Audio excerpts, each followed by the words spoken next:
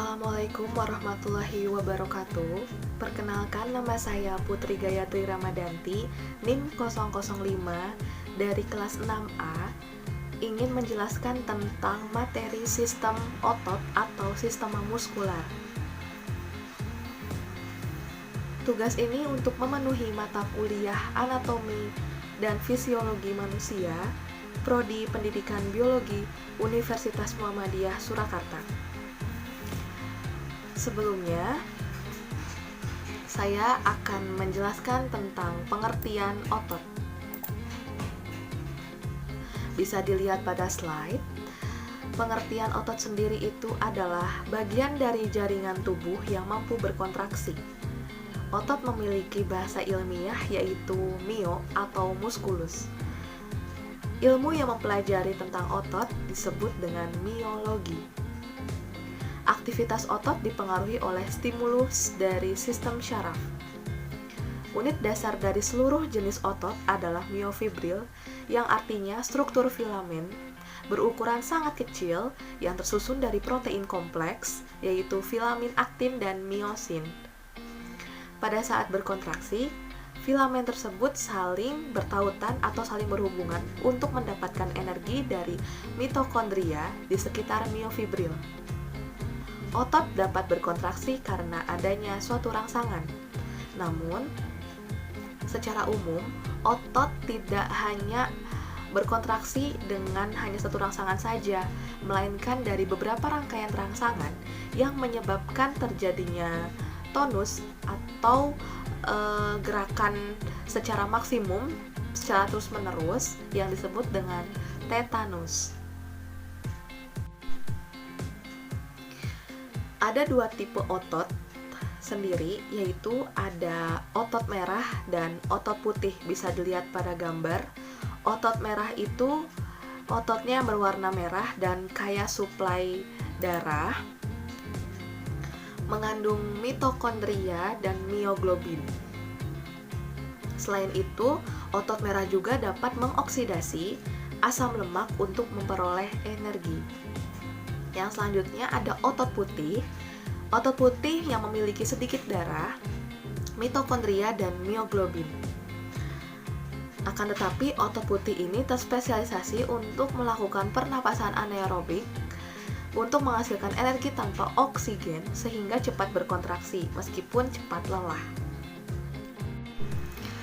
Selain itu, pada slide selanjutnya ada jenis-jenis otot, yaitu ada otot lurik, otot polos, dan otot jantung. Pada slide selanjutnya, yang pertama itu ada otot polos. Bisa dilihat pada gambar, otot polos memiliki inti sel. Inti sel itu yang berwarna hitam di antara otot polos yang berbentuk seperti gelendong. Juga terdapat seratnya yang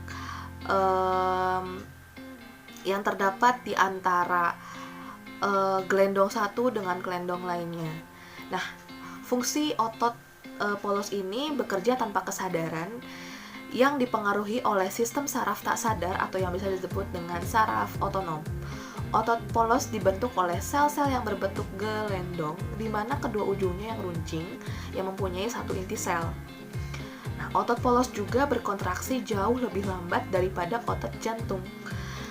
Otot polos berkontraksi dengan refleks dikarenakan otot polos yang tak sadar atau bersifat refleks.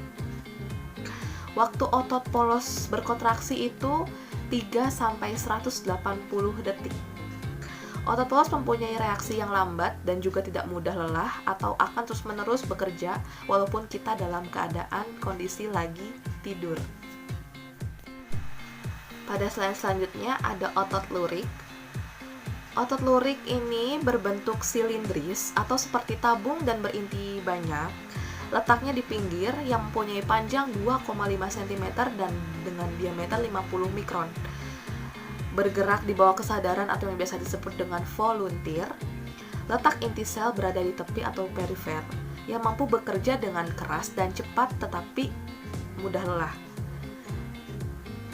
Otot lurik ini disebut juga dengan otot rangka karena melekat pada tulang rangka yang sehingga sedang berkontraksi menyebabkan tulang bergerak atau disebut dengan lurik, karena pada otot ini tampak daerah gelap atau yang tadi disebut aktin dan terang yang disebut miosin yang letaknya berselang-seling. Yang terakhir ada otot jantung atau kardiovaskuler. Otot jantung ini ditemukan di jantung atau yang biasa disebut dengan core, yaitu mempunyai khusus untuk mengadakan kontraksi otomatis dan gerakan tanpa tergantung ada atau tidaknya rangsangan saraf. Otot ini bentuknya seperti otot lurik, namun perbedaannya adalah bahwa serabutnya bercabang dan bersambung satu sama lain. Otot jantung ini berciri khas warna merah dan tidak dapat dikendalikan sesuai kemampuan kita. Kontraksi tidak dipengaruhi oleh saraf, dan fungsi sarafnya hanya untuk mempercepat atau memperlambat kontraksi karena yang disebut dengan otot tak sadar. Ciri-cirinya yaitu bentuknya yang memanjang, serabut jantungnya mempunyai panjang 50-100 mikron, diameternya berkisar di antara 14 mikron, jumlah dari serabut otot jantung kurang lebih 1.500 filamen, dan otot jantung ini mempunyai 1 dan 2 inti sel atau bahkan mampu 3 atau sampai 4, tetapi sangat jarang. Otot ini bekerja secara terus-menerus tanpa henti, namun dipengaruhi oleh saraf otonom yaitu saraf simpatik dan parasimpatik. Adapun karakteristik dari otot sendiri itu yaitu ada 4 macam, yaitu ada iritabilitas atau yang artinya memiliki kemampuan menerima dan menanggapi bermacam rangsang. Yang kedua ada kontraktilitas, yaitu bila menerima rangsang ini kemampuan ototnya lebih memendek. Yang ketiga ada ekstensibilitas, yaitu otot yang memiliki sifat dapat memanjang baik dalam keadaan aktif maupun pasif. Yang keempat ada elastisitas, yaitu bila otot dalam keadaan memendek atau memanjang, serta kemampuannya untuk kembali kepada panjangnya waktu istirahat atau dalam bentuk yang normal. Untuk selanjutnya ada bagian-bagian dari otot, bisa dilihat pada gambar otot itu seperti itu bila dilihat secara lebih dalam atau secara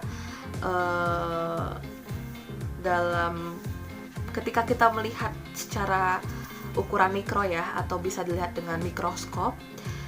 Bagian-bagian dari otot itu ada bagian pentingnya, ada sarkolema, ada retikulum sarkoplasmik, ada miofibril, ada sarkoplasma, dan bisa dilihat lagi bagian-bagian lainnya seperti terdapat endomisium, perimisium, epimisium, ada fascicle, ada pembuluh darah juga, ada inti sel atau nukleus, ada filamen, ada miofibril, dan bagian-bagian otot yang lainnya. Baik, untuk selanjutnya kita akan memeragakan sifat dari kerja otot. Yang pertama yaitu ada sifat kerja otot antagonis. Sifat kerja otot antagonis yang pertama ada ekstensi dan fleksi. Ekstensi yang berarti meluruskan dan fleksi yang berarti membengkokkan. Gerakannya seperti ini.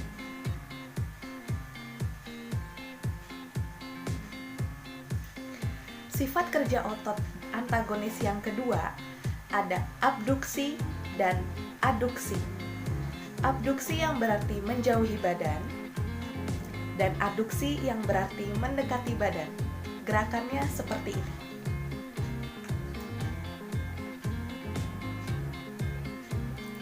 Sifat kerja otot antagonis yang ketiga ada supinasi dan prenasi. Supinasi yang berarti telapak tangan menengadah dan prenasi telapak tangan menelungkup. Gerakannya seperti ini.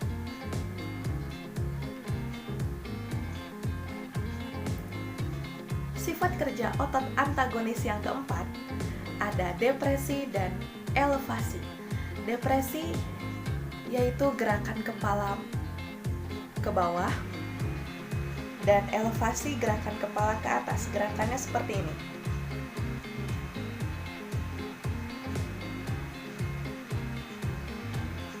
Kemudian ada sifat kerja otot sinergis, yaitu yang menyebabkan gerak telapak tangan menengadah dan merunduk. Bisa dilihat seperti ini. Ini ada pronator teres dan pronator quadratus. Teres, quadratus. Sekian video dari saya, semoga bermanfaat untuk teman-teman sekalian. Mohon maaf apabila ada kekurangan dan banyak kesalahan. Wabillahi taufiq wal hidayah. Wassalamualaikum warahmatullahi wabarakatuh.